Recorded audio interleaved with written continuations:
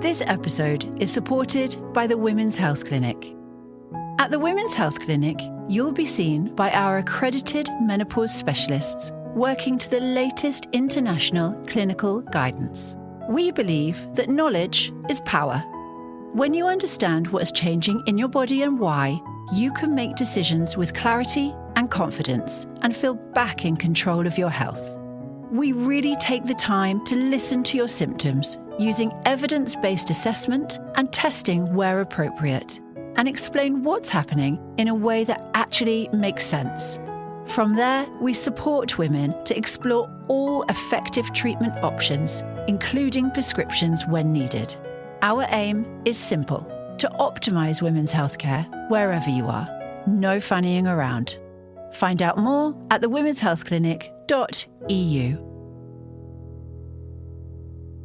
Hey Fanniers, how are you? Season 2, episode 2, and gosh, it's a cracker. What can I tell you? Well, they're all crackers, I must admit. When we first started planning today's episode, though, I thought we were going to be talking about menopause after menopause. So what happens once the hot flushes have subsided and your symptoms have packed their bags and life settles down a bit? Instead, though, in true Fran fashion, we ended up having a completely different conversation. Because today's episode isn't really about menopause, it's about learning to trust yourself. What can I tell you about our guest then? Well, Fran is someone I've known for years. She's a yoga teacher, a Rosen Method practitioner, and one of those people who seems to know exactly what her body needs. And we wanted to find out why. And it turns out that her story starts long before menopause. It starts with a 21-year-old backpacking across India, a life-changing illness, a doctor who told her she might spend the rest of her life in a wheelchair, and one decision that completely changed the course of her life. It was the beginning of a lifelong relationship with listening to her body, questioning what she was told, trusting her instincts, and discovering that sometimes the answers we're looking for aren't always found in a prescription. Throughout our episodes so far then, one thing has come up again and again. Taz knew something wasn't right. Jodie knew something wasn't right. Rachel knew something wasn't right. And today, Fran reminds us that our bodies often know long before we do. So if you're listening and you're navigating perimenopause, menopause, or simply feeling like your body is trying to tell you something, we hope today's conversation encourages you to slow down and listen. Right then, let's fanny around with Fran.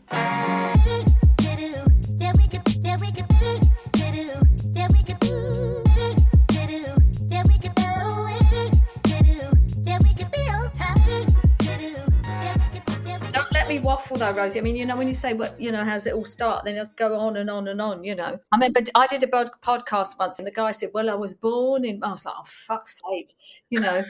It all started happening when you're 25, you know. Here she is, 15 seconds in, and she's already dropped the F-bomb. We definitely won't let you rabble on. Okay. But I think that is a good place to start because I know you fairly well and, you know... I know that you like a rant and that you take no shit and you do not mince your words. And I know we've had a lot of ladies message in saying, let's hear from someone that's been through menopause, someone that's going to give us some honest advice on life after 60. And I thought, I know just the lady. Okay. It started because I had a lady, a very loyal patient of mine, and she contacted me and was like, oh, I'm postmenopausal and I feel a bit crap and I've just really struggled and I've literally had to pull myself up from my bootstraps and I just want to hear somebody, you know, that has been through it, that is postmenopausal and that, you know, it knows how it is. I don't know if I'm a good candidate because I sailed through it, but maybe it's because of the yoga. Oh, shut band right I've now. never had a hot flush. I don't know what it is. Well, Fran, that's why I actually think you're such an interesting guest, because your story doesn't begin with menopause. It begins decades earlier. And that's when your body first started trying to get your attention. So take us back. How and where did it all start? Right. Okay. So I was completely healthy. And when I was 21, I decided to go traveling, and I went with a friend of mine. She was a new friend. We'd known each other for 6 weeks. I knew her brother very well, and I overheard her in the pub saying she wanted to go traveling. And I said, so do I. So cut a very long story short, we went traveling together, and we went straight to India. So 1 minute we're in London having a goodbye party. The next 24 hours we're on the streets of Delhi in the train station together, not really knowing each other. And it was a complete culture shock. So we stayed in India for 6 weeks, and we travelled around, went to Jaipur, Taj Mahal, then we went up north to Srinagar, the lakes, and then we went into Nepal. I was absolutely shocked by the poverty. It's just, you cannot explain What it. year was this then, Fran? This was 1986. And before internet, before telephones, before credit cards were around, but before any kind of this instant communication. So off we went, and we thought we'd be away for about 3 or 6 months, as long as our money lasted us, really. And our plan was to go from India to Nepal, go for 2 or 3 days in Singapore, and then 2 or 3 days in Thailand, or Thailand, Singapore, and then go to be in Sydney for Christmas with my friend Leanne. Her dad's friend said he'd put us up. So we had a plan where we were going. So we went to India, and I was shocked. I had culture shock, which I didn't know what it was until I was there.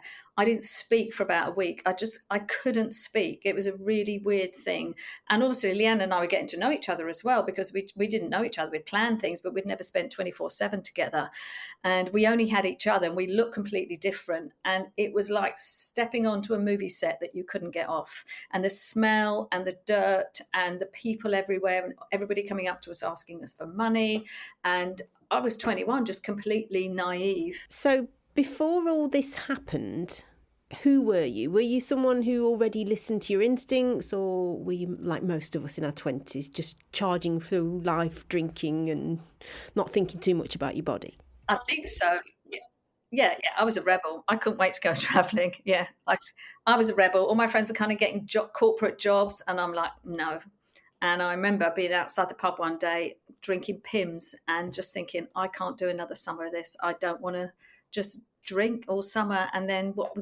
Go and get a job and be in freezing cold London in the winter. I've got to get out of here.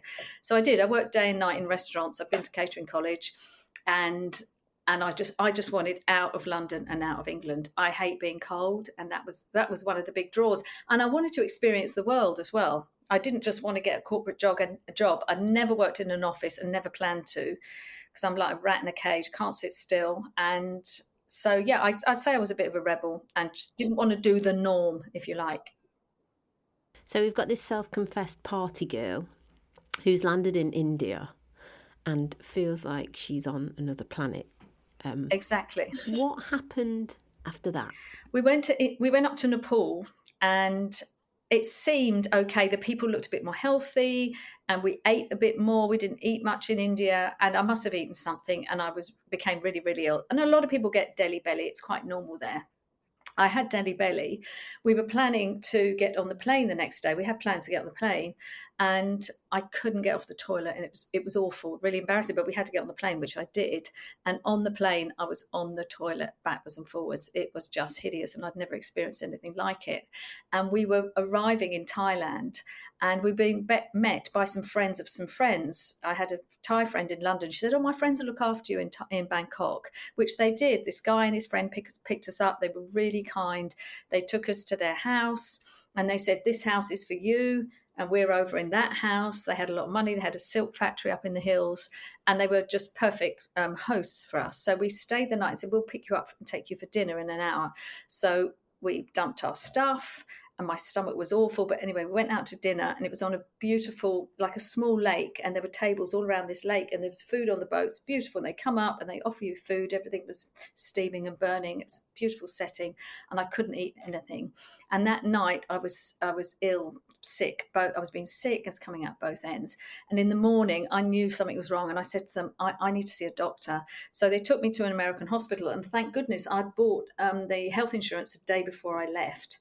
And so went and saw this American doctor. And as I was talking to her, I was throwing up. So she took me in and I was on a drip and off I went. And I was in hospital for a week. And I lost an awful lot of weight. I was on a drip for the week. And at one point, my friend Leanne came to see me, and I was asleep apparently. She'd left me a note, and I picked the note up, and I couldn't read it. I couldn't see. And I thought, oh God, I'm really ill. I couldn't focus. It was really quite scary. And then I couldn't get to the toilet. I was so weak. I'd lost so much weight. I was just really weak, and it was hideous. So we were planning to spend 2 days in Thailand, but obviously I was in hospital and the doctor said, you need to recuperate. You need to stay in Thailand for another 2 weeks to get your strength back. So this family were really lovely to us, put Leanne up, took her out and we stayed in Thailand. And then we flew to Sydney. And then on the plane, my knees and my feet started to swell up. And this is weird, like if you twist your ankle and your ankle swells up, it was like that. But I hadn't done anything. In front of my eyes, my knees swelled up. They were like grapefruits.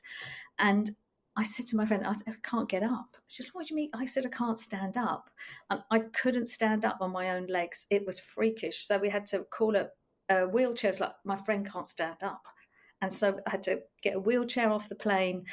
And I was like, what the hell? What's going on? So from the airport, we went straight to a hospital. So we went into a hospital. My friend wheeled me in. We got a taxi and all this kind of stuff. First time in Australia, it was supposed to be a big celebration. So went straight into hospital there. And they didn't know what was wrong with me. And I just couldn't stand up. My knees, my feet were swollen. My big toes were swollen. And the doctors and specialists came round. And they brought all the medical students around as well, just to see what was wrong with me. Nobody could figure it out. And they said, you've got some form of arthritis because your knees and your feet are swelled up. And that scared me because my neighbour in London, she'd had rheumatoid arthritis and she was only 40 and her hands were clawed at 40 and she couldn't use her hands properly. And I'd never been in hospital, I'd never been ill. So it really, really frightened me. And I stayed in hospital for a week, but they pumped me full of cortisol so that I could, not cortisol, what's it called? Cortisone, thank you. Can we edit that out? Makes me sound clever. So they pumped me full of cortisone and then I could walk. And then I was like, okay, this is fine. But then it was like a stickiness or an ache in my knees and my feet started again. And I couldn't walk. I was like an old woman, like trying to walk. And I had crutches. And then I didn't want to be on the crutches and a walking stick. And we'd planned to go to Sydney, get a job straight away. And luckily we were staying with Leanne's dad's friend. And he's like, no, girls, that's fine. We said, we'll stay 2 weeks and then we'll find ourselves a flat. And we lived with him for 6 months, which was fine. He was lovely. We got really well with him. You must have been so miserable, Fran. Yeah, I was. And I was scared. Imagine how you would have felt in that situation. Like the disappointment of being ill when you should have been doing all of these fun things, but also, that feeling of actually not knowing. Nobody knows what's wrong with me. I know that I'm not very well. And more importantly, how the hell am I going to get better? Well, I remember having a conversation with a consultant there, and my mum was on the phone. Come home, they wanted to fly me back to London to the hospital for tropical diseases. I didn't want to go. I thought I might as well be ill in Sydney where it's nice rather than ill in London, and so I refused to go back. And I spoke to this consultant guy, and I remember he said to me, "You've got arthritis, and you will end up in a wheelchair." So, Fran, you were 21 and a doctor had just told you that you might spend your life in a wheelchair. Most people would have probably accepted that, but something in you didn't, did it? I couldn't hear it. There was something in me that I was just like, whoa. I was just like, no, that's not going to happen to me. You're saying that, and I can't walk. But I couldn't hear it. I can't explain what happened, but I couldn't hear I heard what he said, but I wouldn't accept it. And I knew arthritis was because I'd watched my next door neighbour get worse and worse over the years. And so when we left the hospital, and I was pumped full of drugs, so I could kind of walk, but then it started to come back. I thought, I need to find out. I'd never been ill before. What was it? Why was I like this? And in the end, they diagnosed it as reactive arthritis from food poisoning. That's all they said. That's all they could give me, but they didn't give me a solution. I think you hear about stuff like this quite a lot, don't you? Like when you're so unwell and you have, an illness that is, it's a traumatic thing. And quite often you hear women say, I don't know when my arthritis started. I don't know when my menopause started. I don't know when X, Y, and Z started, but it all began with this trauma. And that trauma is an illness or a bereavement or something like that. There's like a real shock to the body. And you almost have you hear quite a lot of women having autoimmune responses. So then they've got an autoimmune disease. And it is really common. You hear about it a lot. Yeah. And that's what this arthritis is, an autoimmune disease as well. And they thought I had lupus. They tested me for lupus. They tested all my organs. They couldn't find out what it was. It happened a lot post-COVID as well. Post-COVID, people that got super sick in COVID ended up with immune responses. Yeah. And I'm not sure if they said it was reactive arthritis from poisoning. At that point, it was just arthritis. Right. I can't remember. It was years ago. It's 30 years ago. So I can't remember who said that, but he said arthritis. And it was some form of arthritis. So what were the next steps, Fran? Well, I continued traveling, but 1 minute was okay, the next minute wasn't. So I went on this kind of journey of trying to find relief. First of all, I tried a chiropractor, I tried acupuncture. I went to see a witch. We kept traveling. We're still together. Leanne was great. Went to see a witch in San Francisco. Somebody told me there's this white witch. This guy can help you. I was like, great. Went and saw him. I was desperate. I was like, why am I 21? Was there much information out there then? Not really, no, not in those days. You just saw a flyer on the wall or you went to a doctor or hospital. I tried all the drugs, which worked, but then they started to wear off. And I thought, I can't be like this forever, What's really interesting to me is no one really gave you an answer. They just gave you the drugs. But you were the one who started asking different questions. I think I was traveling for about 2.5 years. And on and off, okay, not okay. And when I went back to London, I went to see a homeopathic doctor. And he felt that we've got different pulses, each pulse corresponds to each one of our organs. And he said to me, after all the specialists I'd seen, he said, it's your kidneys. Where you're so dehydrated, your kidneys nearly failed and it affected your knees. And that's what it is. And it might have been him, I can't remember, that said it's a reactive arthritis from food poisoning. He said, we'll sort your kidneys out. And your diet, you need to completely change your diet and you will get better. So that's what he did. And he said, you can't have meat.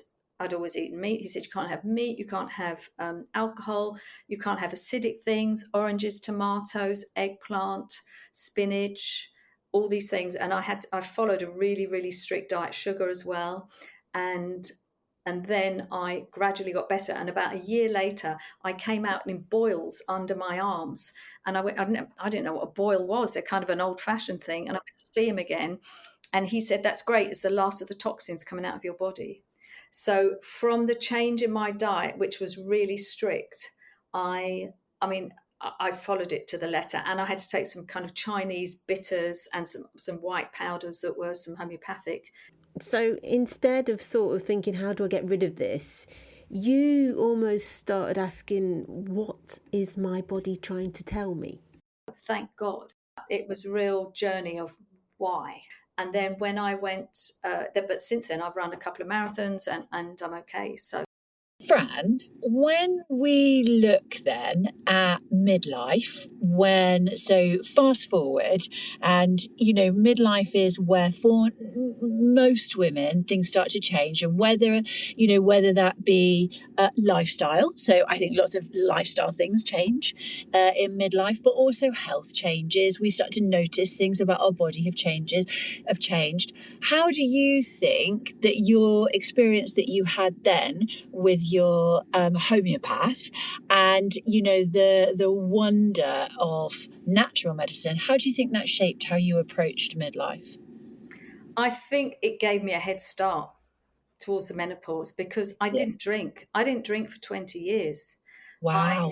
I was told to stop drinking alcohol, which I did, and I'd caned it before that when we were traveling, and so I had to stop alcohol, which was fine with me. It was an easy option. The strict diet, it was either walk properly or eat and drink all this rubbish. It was a no-brainer for me. So I went down the road of, right, I'm going to follow this. And I stopped drinking, and it felt very natural. And I kind of felt, well, that chapter's over of clubbing and partying and all that kind of stuff. And then I became pregnant. So I was ill from 21 to 24, I'd say. And then I became pregnant at 28. And I didn't drink. So it was just a natural progression. And I didn't drink for 20 years. And it's not that I drink now a lot, but after that, my kids were grown. I was on, high alert the whole time. And after they left home, I thought, well, I'll have a drink, but I can take it or leave it. But I think that whole experience set me up to, which meant I gave up meat. I had to give up dairy products, inflammatory foods. So I was given a kickstart against all the things that are quite damaging. And over the years, there's ultra processed foods which have got worse. A loaf of bread 30 years ago is not the same as a loaf of bread now. So it actually did me a favor, but I did feel like a freak. Oh, I don't eat meat. There were very few vegetarians back then, were kind of weirdos. Vegans were even more weird. And not drinking. Oh, you don't drink? No, we'll just have a glass of wine. Well, no, I don't have a glass of wine either. Just don't drink. It's culturally as well. Being English, people are like, well, you don't drink, you're weird. And I felt like a freak. I did feel like a freak. And also going to people's houses, I had to, especially if it's kind of a friend of a friend or new people or clients, have to tell them, I don't actually eat meat. And you feel like the awkward one, because you don't want to get there and everyone's served up a steak, because it happened before, and I was given like a little pile of potatoes or something for dinner. It's because it's embarrassing for them, because so I had to sort of tell people beforehand, but then you look like you're a bit fussy or a bit a bit different. And I did feel like a freak but now so many people are vegetarian and vegan, and Listening to your body then, Fran, it seems to have become the thread running through your whole life. Not bowing down to pressure to drink or eat anything that you didn't quite fancy or wasn't going to be good for you. So health and diet check. Then you discovered Rosen. Was this the moment it all clicked? Tell us about Rosen. I went on from Australia to the States. My sister lived near Berkeley at the time. And I met my friend Leanne. She'd gone her way, I'd gone my way. And then we met again in the States, in Berkeley. And we were cleaning houses and looking after kids because we didn't have a green card. And I was looking after some kids, and their mother was a therapist. And she came in one day and she said, I've had a massage. And I cried. And I was like, wow, why did you cry? Why did you cry? And she said it was very emotional. And I thought, oh, wow. I thought, I want that. I don't know what it is, but I want to experience that. And was it about pain or something else? I think on some level, I must have known that I needed to cry. I don't know. I was very drawn to it. It wasn't just, she said, it's not just a massage. I cried. That was just when she said she cried, I thought, that's it. I'm going to book up and have a session, which I did. So it wasn't really about physical pain. It was most likely everything you've been carrying for all these years. Yeah. So I went to see this lady called Sarah Webb, and she put her hands on me, and it's very kind of soft and gentle. And I thought, what's she doing? I was expecting her to do a bit more, and all of a sudden she said to me, what are you running from? And I just couldn't catch my breath, like, and running. And I'd always wanted to be an athlete, and that had never happened. I couldn't run. I couldn't even walk properly. I was running around the world. I was running. I was on the run, not from anything, but I just couldn't find my place. And what she said just all made sense for me, and I couldn't stop crying, but it was relief crying. And afterwards, I walked down the street and I had a light bulb moment, and I thought, I don't know what that was, but I'm going to learn it. I'm going to learn it, and I'm going to practice it. And after I've practiced it for about 10 years, I'm going to teach it. It was C or C for me. It was like yes or yes. So I signed up for an introductory weekend, which I loved. And then I went on and started the training, which was quite long, but worth every single second. It was life-changing for me, because it's a form of bodywork where it helps you get rid of the tension. You're looking for the emotional connection underneath the tension. Because when people are walking like that, why are they walking like that? Yes, it's tense, but why are they so tense? It's the emotional connection. For those listening, Fran is giving the image of a hunchback. Yeah. So it changed my life. It changed my body. I was really uncomfortable in my body before that. Used to carry extra weight, used to emotionally eat, and it really helped me get rid of all those layers of protection and guarding and being tough and all this kind of stuff. It's amazing, really, and it's the body and mind connection. And every woman we've spoken to so far on this podcast has had some version of, I knew something wasn't right. You know, Taz, Jodie, Rachel, Marina, now yourself, Fran. The body always seems to know, doesn't it, before the brain catches up. Yeah, I think as women as well, we're told, oh, it's just this. Oh, you're tired. Oh, you're doing too much. Oh, you're this. And it's like, I think people really have to listen to their intuition. Yeah. You know, that inner voice. Yeah, but I think that's really easy. It's easier to say when you've had no choice. But I think quite a lot of the time, that no choice moment is midlife. That is the non-choice moment. You know, the amount of women that I see that will say, I just don't understand. I do not understand. Why am I, I'm doing exactly the same thing as I've been doing for the last 10, 20, 30 years. Yeah, I'm putting on weight. My relationships are rubbish. I've got no confidence. I can't make decisions. I feel like I've lost myself. And actually, that is your no choice moment. It's because your body's changed and you have to adapt to it. But that for you, Fran, happened in your 20s. And so I think you're completely right. Like, you were way ahead of the game.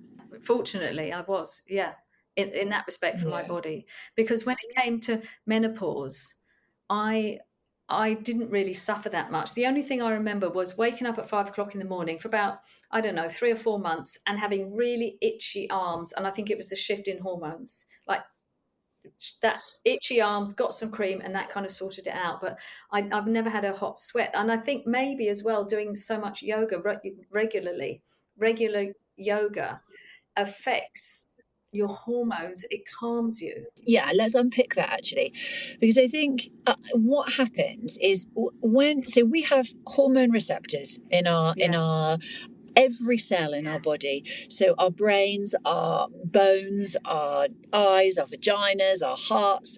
And so what happens is, because we're overloaded with testosterone, progesterone, estrogen from having your first period, because we're women, and that's every single woman, then your hormones become quite regulatory. So they play a massive part in every regulatory process in your body. And every single woman will go from reproductive to post-reproductive, and that transition is perimenopause, and it's where your hormones fluctuate. So they don't just decline, because if they did, you'd be fine, your body would just adapt, but they fluctuate.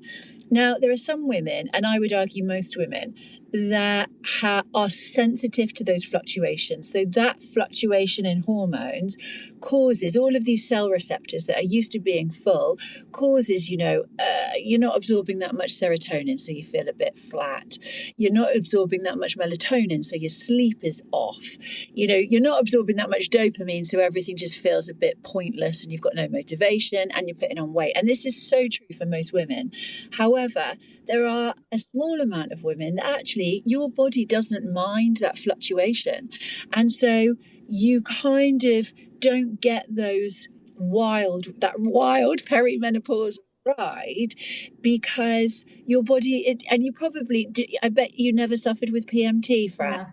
No. Women that didn't struggle with PMT usually have a better ride in perimenopause and menopause. Women that have terrible PMT is kind of like a red flag that perimenopause is going to be a bit savage. I've been to your yoga classes. We talk about strength training and lifting weights a lot, but your yoga, you're using your body weight, aren't you? It is pretty hardcore. Your body is a finely tuned machine. Yeah, there's yoga and there's yoga. There's soft yoga and then there can be more energetic yoga. And a lot of the yoga I do is weight bearing. But I think that maybe I should lift some more weights because my yoga's slowing down a little bit as well. I don't know. I lift loads of weights and I've been to your yoga classes. Well, some classes are. I don't want to put people off. Some classes are. Yeah. But my God, that I think I think you're building muscle. I think that our bodies are designed to move, to stretch, to bend, to twist. And we don't do it. And it's been proven, hasn't it, that yoga isn't only good for flexibility and strength and fitness. It actually helps the brain. It allows you to concentrate. It protects our future self. It can help with things like dementia because it's balancing. It's using different sides of your brain. But I know I certainly started yoga for the flexibility and fitness reasons, but to give my brain and to allow me to concentrate. And what we've been speaking about previously in this episode, if you're going through menopause, it's that time. The clue's in the title, isn't it? So it sounds cheesy, but to pause. It's a different you. It's the start of a different part of your life. So yoga gives us that time and gives us that, brain space. Most of my women are about my age or younger. But having said that, I get younger girls as well. It's so funny because they come in with beautiful bodies and lovely outfits and everything else. And then they're in downward dog and they start to look around like, because it shows the women that do yoga regularly, they're stronger, more flexible. And I'm quite surprised how many young people are so inflexible, especially a lot of people go to the gym, it's all this and they've got no opening in their chest or the flexibility. Do you think that it's, and I have to actually put my hands up, this is something that, I'm very good at doing for other people, but for myself, I find it quite challenging, is that looking at your body as a whole. So I really think that is a skill that we are not taught, and that you have to really try and understand your body. And I think you're exactly right where, we know that we should lift weights, so we just go to the gym. But, you see a lot of people going to the gym and building muscle, but actually what about flexibility and mobility and diet? And what about your mental health? And what about, breathing and breath work and all of these things? And obviously we have to, we can't dedicate, well, maybe some people can, but most of us can't dedicate every waking minute to listening to what our body wants. But I certainly think that we need to become more skilled in listening to the whole body rather than, build muscle. Yeah, I think that if you can integrate it into your daily routine, there's so many things we have to do. And I think going to the gym, that's at least an hour, getting there, doing the gym, coming back, even a yoga class. But even if you roll out your mat for 10 minutes or do a video, or you've got some weights at home and you can do it. I used to work full time at a retreat and people are like, it's great when I'm here because all they did all day long was work out. And, their food was controlled and everything else. So they felt great when they left. But people used to have sessions with me. What am I going to do when I get home? So that's why it's really important just to make these small changes, small habits. Have one glass of wine instead of two, all these little things.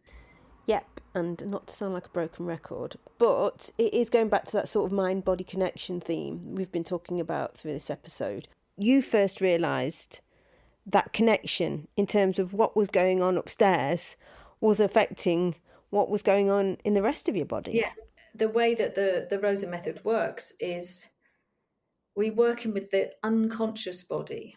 It's, how are you? Oh yeah, I feel fine. But if you lay down on the table and I touched you right now, I'd see how you really are underneath it.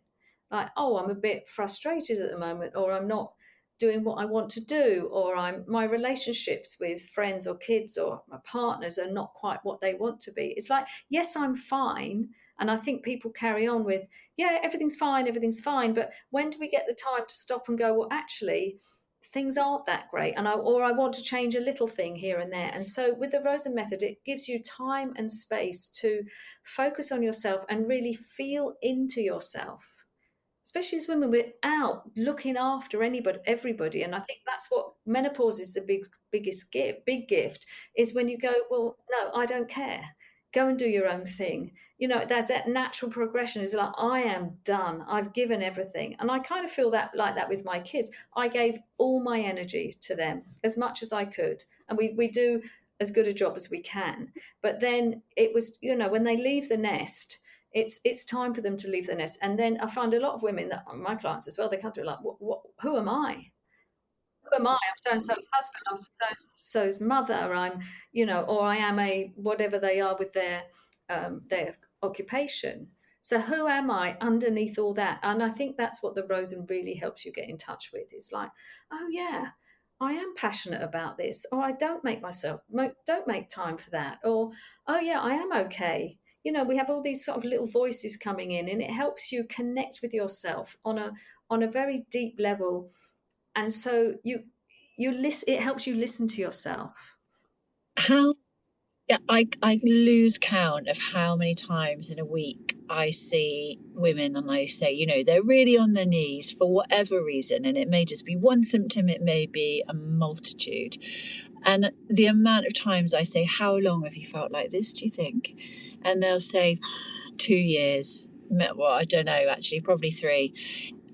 When I look back, it probably started when I had, my last child, and actually probably about 5 or 6 years. 5 or 6 years. 5 or 6 years of just constantly putting yourself to the back. And, I'm such a big believer that, it doesn't really matter how you do it. But I think, like you said, Fran, menopause and perimenopause, in my opinion, clinical and personal, is an absolute gift. And, it's about, if we look at it from a clinical point of view, menopause is what we call a critical health window. And we are so lucky as women because we actually get 3 of them, or however many children you choose to have or not. But we get puberty, postnatal, and menopause. And they are times where your body kind of shifts, and anything that you do or don't do in that time will shape your future health. How cool is that? Like, that's really cool that actually, you kind of have an engine light come on, and it's your body saying, make some changes if you want to optimize. And whether that be, yoga, whether it be go to the gym, whether it be just listening to your body, I think is the general, message, isn't it? Just listen. And if something's wrong, something's wrong. Don't put it to the back of your mind. And I think one of the things that I hear women say to me is, I want to stop drinking, but it's such part of my social group. I'm the freak if I don't drink. But I think wine for women is just, it's a killer. It disrupts your sleep, or any alcohol disrupts your sleep. People, complain they've got belly. It's alcohol. It's pure sugar, and I think it's I've had people that don't want to come on a retreat because on my retreats we don't drink, even if it's for 2 days or 5-day retreat, because I don't think my other friends can not drink for a few days, and I think that's really sad. I have a friend actually here in Javier, and she loved to drink, and she was just about to come and book an appointment because she was like, God, I'm just not sleeping. I'm 45. I think I'm probably perimenopausal. All of this is just horrible. I'm going to start taking some supplements and then Clear Boost, incidentally, little plug. And I will, see how I go. And she gave up drinking. I don't know why. And it has changed her life. Yeah. She said all of her symptoms that she was putting down to perimenopause have disappeared. Yeah. I am going to caveat that by saying, if you're struggling because of your hormones, there is no amount of not drinking and eating well and going to the gym that is going to right your hormones. And, I'm really keen. I don't like women to think, oh God, I could feel better if only I was, strong enough to give up drinking. Don't you think, talking about listening to your body, but I know so many people our age and who are going through menopause, been through menopause, but have reached a certain age and they've gone, do you know what? I just can't drink anymore. Yeah. Even if I wanted Yes. to. And I'm one of them. I've said on this podcast before, 2 glasses of wine, a gin, anything more than that, game over. Whereas, I used to probably be drinking vodka out of a bucket in my 20s and it wouldn't touch me. But listening to your body, do you not think that's your body going, whoa, whoa, Yeah. hold up now, you can't do that anymore? And the reason I don't do that anymore is because I'm an angel. No, it's because I can't, talking about time is so bloody precious that if I do that, well, you can count the next day or even 3 days after that. You can write them off. But that is listening to your body, Rosie. Some people don't listen to their body. It's like, I think we're fed stuff by marketeers. Oh, you should have a glass of wine. Or, whenever there's an ice cream or chocolate, there's always a woman advertising it. Oh, go on, treat yourself and stuff like that. But I think if we actually took the time to listen to our bodies and weren't in your face, oh, go on, have it, just one, or that kind of thing, I think we would make different choices. Yeah, and that's a fascinating point you make, really, because society tells us that self-care is a glass of wine, a chocolate in the evening. But your experience has been almost the opposite, hasn't it? Listening to your body sometimes means saying no to the things that we're told definitely are treats and we're seduced by.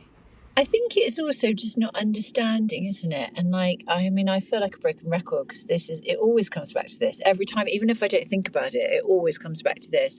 It's understanding and just knowing, the amount of, and I bet you're the same, Fran, but the amount of women that I talk to that are like, yeah, I eat really healthily.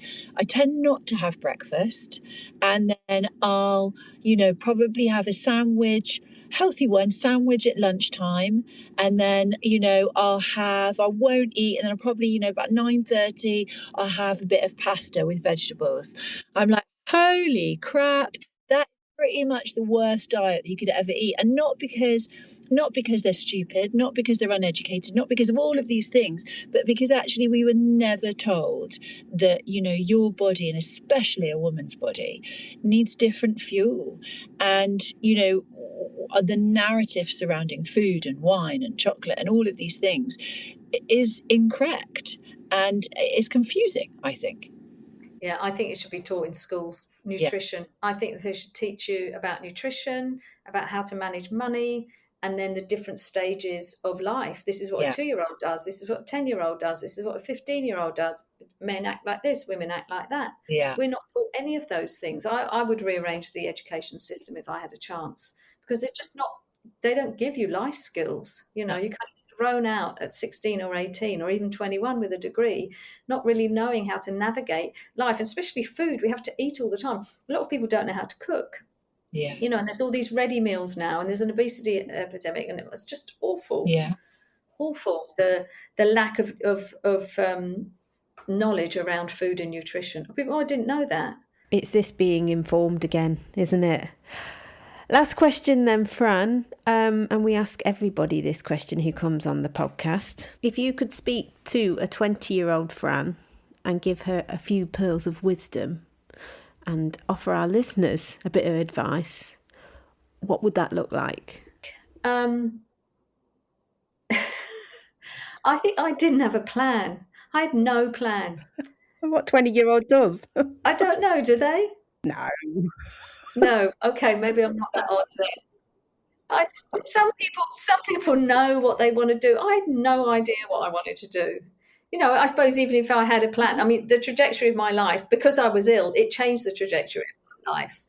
20-year-old, I don't know. I was thinking about this today. What would I say to myself?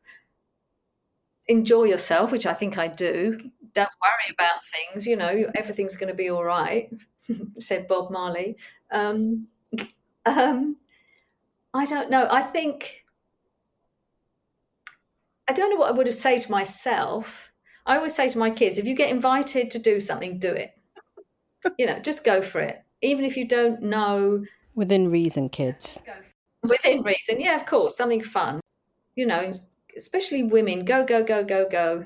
I think at 60-year-old there is that whole thing, you don't care anymore. You really don't care what people think, what they're going to say.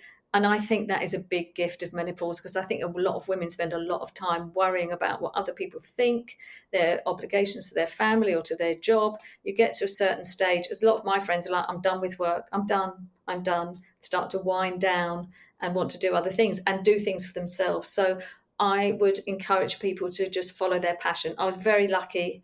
I've always done what I wanted to do with the yoga, with the Rosen, with the NLP, with the retreats, all of that stuff. And I think the minute when I stop liking my job, I'll go and do something else, but I still love it. So say yes to everything. Yes. Follow your dreams and don't give a shit what people think. Exactly. There you go, Rosie. Thank you. Yeah. We'll end it there. Yeah. Thanks so much. Thank you. Okay. Lovely. Thanks, guys. Thank you. Bye, darling. This episode of Fannying Around is supported by Clear Boost, a women's health supplement range I created after years of working in clinic and seeing how confused and overwhelmed women felt by supplements. Each product is designed to support the symptoms that I see most often: hormone changes, low energy, poor sleep, low mood, and stress, using ingredients chosen for their specific roles in hormone regulation, energy production, and nervous system support. The idea was to replace long random supplement lists with a small number of targeted formulas so women know what they're taking and why. Find out more at clearboost.eu. That was a good one, wasn't it? I am talking to myself. You'll notice Katie isn't here. Bless her. She had to make a speedy exit after we recorded this episode with Fran. I think it was about 8 o'clock at night. And she'd been back to back all day and still had consultations waiting for her. So ironically, this episode was about listening to your body and kind of knowing what it needs and even when to stop. So we're going to make her stop, which brings me nicely to my next point. We are taking a little break over summer, just to recharge our batteries. But we will continue with season 2 back in September. Before we do disappear for a little while, I wanted to say thank you. When we started Fannying Around, we honestly had no idea whether any of you would listen, let alone get in touch. But your messages have been ruddy fab. Some of you have told us you finally realised you're not going mad, which is great. Others have booked in to see Katie, see above, quite a few of you, it would appear. Spoken to your own GP, changed your HRT. Some of you have started lifting weights. Some of you have cut back on the vino. While some of you have said you've simply had the conversation with yourself that you should have had yonks ago. And that is exactly why we do this. So go you. Well done. So, Fran, what really sort of stuck with me from chatting to Fran was something really simple. Your body is actually on your side. Yeah, it's not trying to make your life difficult. It's trying to tell you something. I think Katie referred to it as a little warning light seems to come on. Sometimes it's a whisper, sometimes it's a nudge, sometimes it's a walloping great thud before we pay it any attention. So I guess what we're trying to say is, be curious about your body, listen to it, trust it, ask it questions. Because, as we've learnt from every single guest so far, you know your body better than anybody else. Right then, I'll stop waffling on. Have yourselves a super summer. We'll be back in September with more brilliant guests, more laughs, probably a few tears, but guaranteed plenty of fannying around. Till then, thank you so much. Have a wonderful summer and look after yourselves. One more thing. If you have a story to tell, we'd love to hear from you. You can find us on Instagram and Facebook, Fannying Around Podcast, or email us, fannyingaroundpod@outlook.com. I know that's a blast from the past, isn't it? Outlook.com. I know, we're so retro.